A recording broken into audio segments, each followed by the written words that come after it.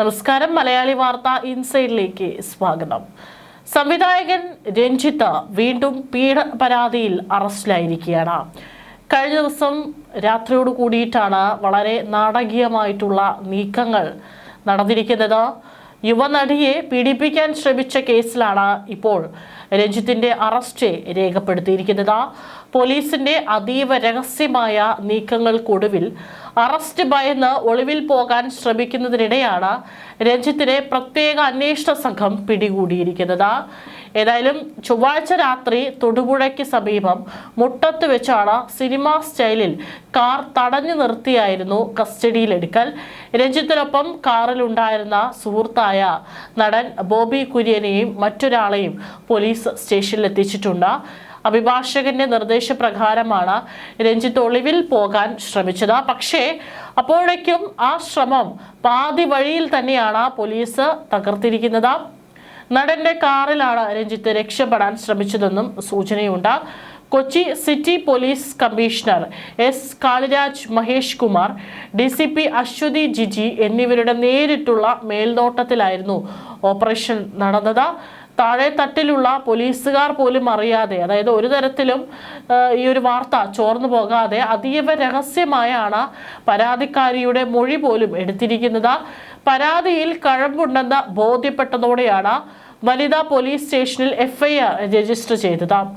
ഇതിന് പിന്നാലെ അറസ്റ്റ് ഉണ്ടാകുമെന്ന് മണത്തറിഞ്ഞ രഞ്ജിത്ത് ഒളിവിൽ പോകാൻ നീക്കം നടത്തുന്നതിനിടെയാണ് കമ്മീഷണറുടെ നിർദ്ദേശപ്രകാരം പ്രത്യേക സംഘം വലവിരിച്ചത്. തൊടുപുഴ പോലീസ് നടപടികൾ പൂർത്തിയാക്കിയ ശേഷം പ്രതിയെ കൊച്ചി പോലീസിന് കൈമാറി. ജനുവരി 9 ഫോർട്ട് കൊച്ചിയിലെ സിനിമാ സെറ്റിലെ കാരവാനിൽ വെച്ച് രഞ്ജിത്ത് തന്നെ ലൈംഗികമായി ഉപദ്രവിക്കാൻ ശ്രമിച്ചെന്നാണ് നടിയുടെ പരാതി. സംഭവത്തിന് പിന്നാലെ നടി വലിയ മാനസിക ആഘാതത്തിലായിരുന്നു. പരാതി പോലീസിലെത്താതിരിക്കാൻ രഞ്ജിത്തും സുഹൃത്തുക്കളും വലിയ രീതിയിൽ ഒത്തുതീർപ്പ് ശ്രമങ്ങൾ നടത്തിയെങ്കിലും നടി വഴങ്ങിയില്ല. കൗൺസിലിംഗിന് ശേഷം സാധാരണ നിലയിലേക്ക് മടങ്ങി വന്ന നടി നിയമ പോരാട്ടവുമായി മുന്നോട്ടു പോകാൻ തീരുമാനിക്കുകയായിരുന്നു. ഗുരുതര വകുപ്പുകൾ ചുമത്തിയിട്ടുണ്ട്.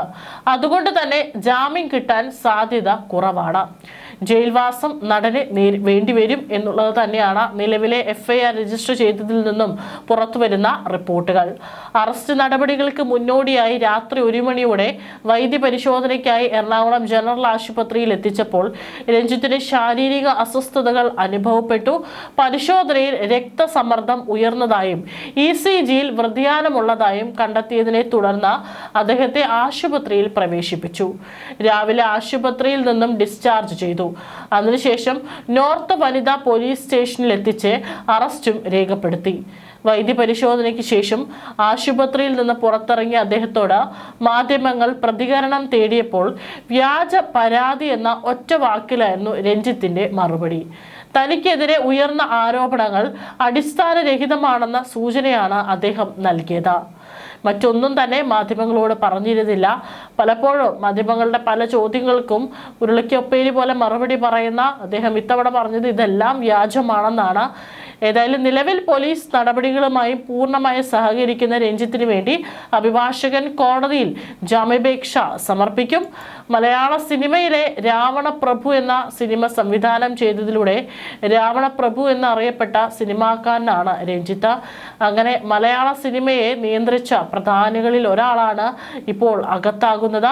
മാനഭംഗം, ലൈംഗിക അതിക്രമം, തടഞ്ഞുവെക്കൽ, അശ്ലീല ആംഗ്യങ്ങൾ കാണിക്കൽ തുടങ്ങിയ ഗൗരവകരമായ വകുപ്പുകളാണ് രഞ്ജിത്തിനെതിരെ ചുമത്തിയിരിക്കുന്നത്.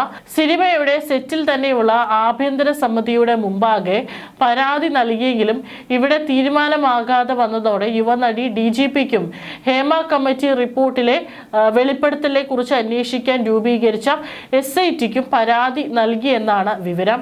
ഇതിന്റെ അടിസ്ഥാനത്തിൽ കൊച്ചി നോർത്ത് വനിതാ പോലീസ് യുവതിയുടെ മൊഴിയെടുത്ത ശേഷമാണ് രഞ്ജിത്തിന്റെ അറസ്റ്റിലേക്ക് പോലീസ് നീങ്ങിയത്.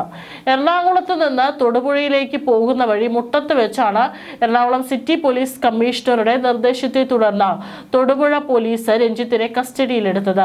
അതായത് പോലീസിന്റെ കൃത്യമായിട്ടുള്ള ഇടപെടലുകൾ ഇവിടെ ഉണ്ടായിട്ടുണ്ട്. ഒരു പക്ഷേ അല്പമെങ്കിലും പോലീസ് നടപടികൾ വൈകിക്കുകയായിരുന്നെങ്കിൽ രഞ്ജിത്ത് ഇതുപോലെ ഒളിവിൽ പോവുകയായിരുന്നു. പിന്നീട് ജാമ്യം നേടിയതിനു ശേഷം മാത്രമായിരിക്കും പുറത്തേക്ക് വരിക. പക്ഷേ അതെല്ലാം തന്നെ തടയാൻ കൃത്യമായിട്ട് പോലീസിന്റെ അതീവ രഹസ്യമായിട്ടുള്ള വളരെ ഉന്നതരായിട്ടുള്ള പോലീസ് ഉദ്യോഗസ്ഥർക്ക് മാത്രമായിരുന്നു ഇത്തരത്തിലുള്ള നീക്കത്തെക്കുറിച്ച് അറിയുമായിരുന്നത്. നേരത്തെ രഞ്ജിത്തിനെതിരെ 2 പീഡന പരാതികൾ ഉയർന്നിരുന്നു. പാലേരി മാണിക്യം ഒരു പാതിര കൊലപാതകത്തിന്റെ കഥ എന്ന സിനിമയുമായി ബന്ധപ്പെട്ട ചർച്ചകൾക്കിടെ ബംഗാളി നടിയോട് അപമര്യാദയായി പെരുമാറി എന്നായിരുന്നു ആദ്യ പരാതി. ഹേമ കമ്മിറ്റി റിപ്പോർട്ട് പുറത്തു വന്നതിനെ തുടർന്നുള്ള ആദ്യ വെളിപ്പെടുത്തലുകൾ ഒന്നായിരുന്നു ഇത്. തുടർന്ന് കേരള ചലച്ചിത്ര അക്കാദമി ചെയർമാൻ സ്ഥാനത്ത് നിന്നും രഞ്ജിത്തിനെ രാജിവെക്കേണ്ടിയും വന്നിരുന്നു. ഇടത് സഹയാത്രികനായാണ് രഞ്ജിത്ത് അറിയപ്പെട്ടത്. എന്നിട്ടും പീഡന കേസുകൾ വന്നതും CPM അടക്കം നാണക്കേടായി. കാരണം ഈ ഒരു കേസിൽ ഏതെങ്കിലും തരത്തിൽ മുഖ്യമന്ത്രി സപ്പോർട്ട് ചെയ്യുകയോ മറ്റോ ഉണ്ടായി കഴിഞ്ഞാൽ അത് വലിയ രീതിയിൽ അത് തിരിച്ചടിയാകും എന്നുള്ളത് അറിയാം. കാരണം രാഹുൽ മാങ്കൂട്ടത്തിലെ വിഷയം വന്നപ്പോൾ മുഖ്യമന്ത്രി അതിജീവിതയ്ക്കൊപ്പം തന്നെ നിന്ന് ആ വിഷയത്തിൽ ഇത്തരത്തിൽ രാഹുൽ മാങ്കൂട്ടത്തിലെ വളഞ്ഞ് അറസ്റ്റ് ചെയ്തതൊക്കെ തന്നെ നമ്മൾ കണ്ടതാണ്.